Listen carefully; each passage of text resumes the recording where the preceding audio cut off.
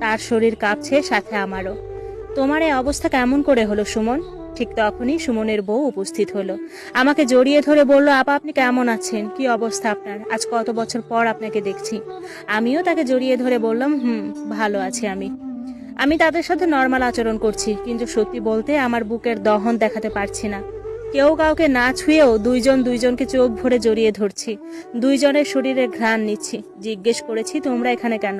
তখন সুমনের বউ সালমা উত্তর দিল, আপা গত 3 মাস আগে ওনার ডান পা কাটা হয়েছে, তাই চেক আপে এনেছি। চর্মরোগ দেখা দিয়েছিল, খুব চুলকানি হতো।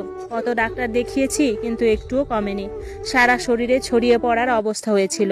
সেখান থেকে ক্যান্সার হওয়ার আশঙ্কা আর পুরো শরীর ছড়িয়ে পড়ার অবস্থার জন্য ডান পা কেটে ফেলা হয় ওনার। শুনে আমার খুব আফসোস হয়। সালমা জিজ্ঞেস করলো, আপা আপনার বাচ্চা কাচ্চা নেই? আমি বললাম, আছে, 2 ছেলে। আমার ছোট ছেলে অ্যাক্সিডেন্ট করেছে, তো তাই হাসপাতালে ভর্তি, তাকে নিয়ে এসেছি। প্রশ্ন করলাম, তোমার ছেলে মেয়ে কয়জন? সালমা তখন বলল, আপা দুঃখের কথা কি আর বলবো, আল্লাহ তো ছেলে মেয়ে দিল না। অনেক ডাক্তার কবিরাজ দেখিয়েছি, কিন্তু লাভ হলো না। আমার ফোনে রিংটোন বেজে উঠলো। আমার ছোট ছেলে কল দিয়েছে। আমি তার বেডের পাশে একটা ফোন রেখেছি। কোথায় একটু বের হলে, হাসপাতালের বারান্দা কিংবা ছেলের রিপোর্ট দেখাতে গেলে, কোনো দরকার হলে কল দেওয়ার জন্য। কল রিসিভ করে বলল, আম্মু কোথায় তুমি, আমার খিদে লেগেছে। আমি বললাম, আমি আসছি।